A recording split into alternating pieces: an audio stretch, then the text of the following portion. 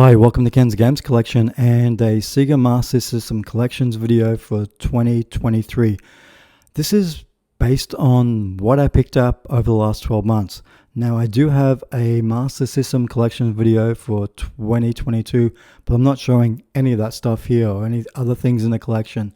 Just what I've picked up over the last 12 months. And I've got to say, I've been pretty lucky with what I've been able to find at decent prices over the last 12 months. I've seen a lot of the Master System games that's on my wish list just at ridiculous prices now. Golden Axe Warrior going for $600.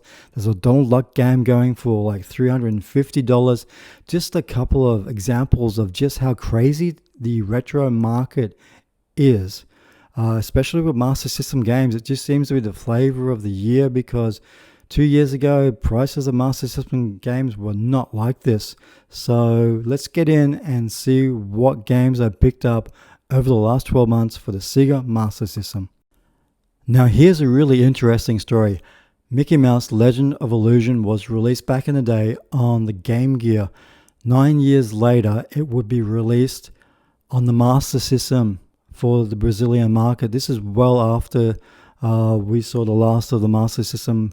But over in Brazil, it was still popular enough to warrant it to be converted to the Master System over there. And prices of that game are really expensive.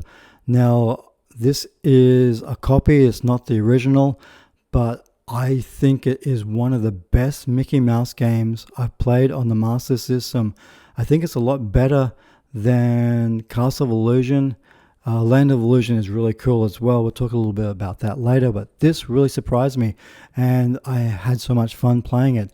Now, Shinobi, I never owned Shinobi back in the day on the Master System. Played it back in the arcade, loved it, and I don't know why I didn't own it for the Master System. It was one of those games which you would think you would have in the collection, but I never did. So I'm really happy to pick this up recently for $29. Manual, everything's in pristine condition. The same with Strider 2. I love the Strider game on the Mega Drive. I do have the first Strider game on the Master System, and it was a mission of mine to try and find a decent copy of Strider 2 for the Sega Master System, and I did. I'm so happy that I've got it. Have not had a chance to play it yet, but the Strider series back then was amazing, and I'm just really rapt to finally find one of those games that's been on my wish list for a couple of years. It's hard to think that McDonald's would release a game back in the 90s, and this is to do with environmental issues, which back in the day, McDonald's wasn't known for that sort of stuff. But Global Gladiators on the Master System is pretty challenging. I do remember it on the Mega Drive. I did play it on the Mega Drive, I think, and for some reason, I don't know if I realized it was on the Master System. By this stage, I was really well and truly into the Mega Drive stuff, so maybe that's why I missed it, but I saw it going cheap, and I bought it. It really is a challenging game. The same with Psychic World. I owned this game back in the day, and I found it really difficult, but for some reason, I kept coming back for more. It's a platforming game. It's a lot of fun, but there is a lot of challenge there as well. And yeah, I really sucked at it, but for some reason it was on my wish list of games to get back. So I guess, I'm happy to get this one back in the collection. Now, I never owned Land of Illusion back in the day, and it was something that again was on my wish list, and I spent a long time trying to track this game down, and I guess it was worth the wait because I got it at a good price, manual, everything in great condition.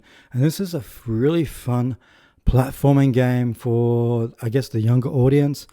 And yeah, I just can't believe I passed this up back in the day, but I've had so much fun playing that game, so I was really rapt to have that back in the collection too.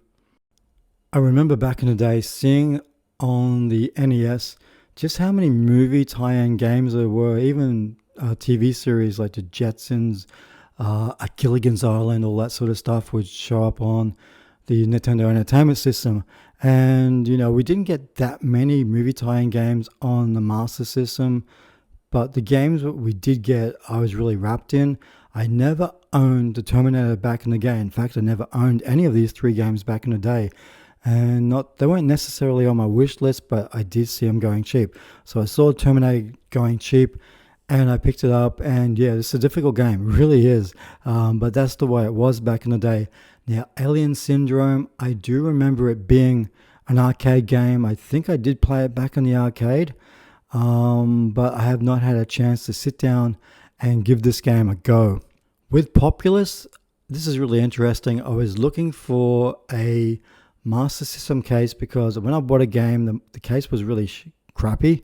And Craig from Two Happy Gamers, who is based here in Brisbane as well, sent me a case. I thought it was just going to be a case, but it turned out to be Populous. And the game Populous is inside there with a manual for one of the Alec Kid games. I never took the Populous game out of the case. I kept it in the collection because I used to love Populous on, I think it was the Mega Drive back in the day. So yeah, if you're watching this, Craig, thanks very much for sending me the case with the game. I didn't take the game out of the case because I just thought it was, a game I really enjoyed back in the day. So yeah, thanks very much for that, mate. Lion King was not on my wish list for games I wanted to get for the Master System, but you're going to hear this a lot. When I saw it cheap, I grabbed it. So that's my excuse. When I see games going cheap, I think to myself, I need to move now before prices go up, because prices of Master System games have gone up steadily. And this one really surprised me, just how great it looks to its big brother on the Mega Drive. And it's a great platforming game and had so much fun with that one. So I was really happy that I did pick it up. Now, Sonic Triple Trouble was a Game Gear game. It was never ported to the Master System. I wish it was, because there was some great Sonic games on the Master System, and in fact, I prefer the Sonic games on the Master System than the Mega Drive, which might sound a bit odd, but yeah, I for some reason I did, and I wish they would have released this one on the Master System.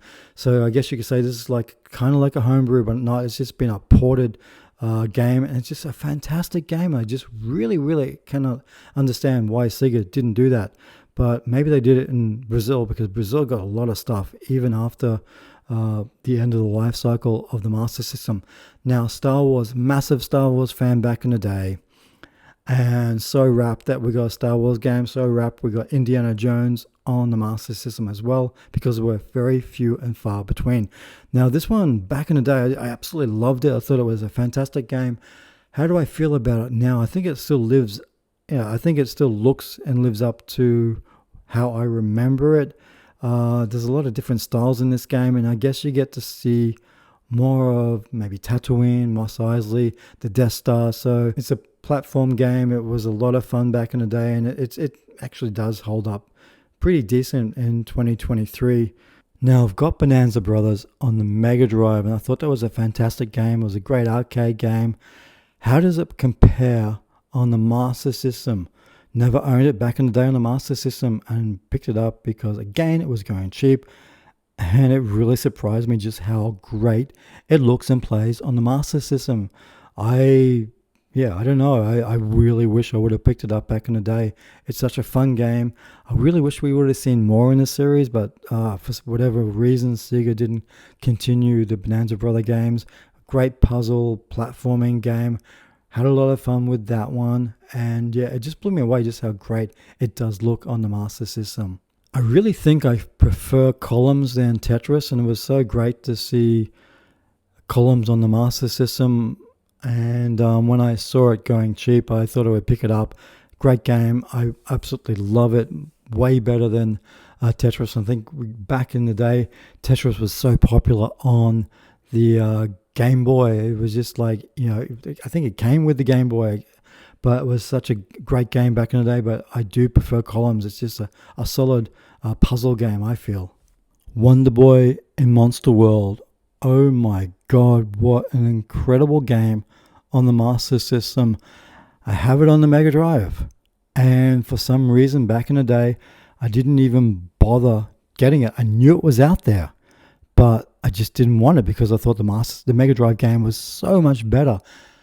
And 2022, I see this going cheap, and I think, okay, just get it so I can finish off my Wonder Boy game collection on the Master System. So I put it in, started playing it, and I was gobsmacked by the graphics. I wasn't expecting it to look as good as it does, and it looks way better than Wonder Boy Dragon's Trap. And that was a phenomenal game on the Master System. And I started playing it. I could not put it down.